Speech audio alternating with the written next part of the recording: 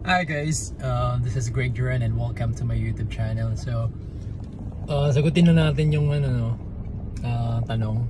So, marami kasing nagtanong sa mga previous videos ko na kung meron ba daw or kailangan ba daw ng PDC kapag magpa non-pro to professional ka. So, hindi na kailangan, no? PDC, kailangan lang yan kapag magpa-add ka ng code. Like, if you have motorcycle codes currently, then magpa-add ka ng car, so kailangan mo ng PDC sa car sa driving school.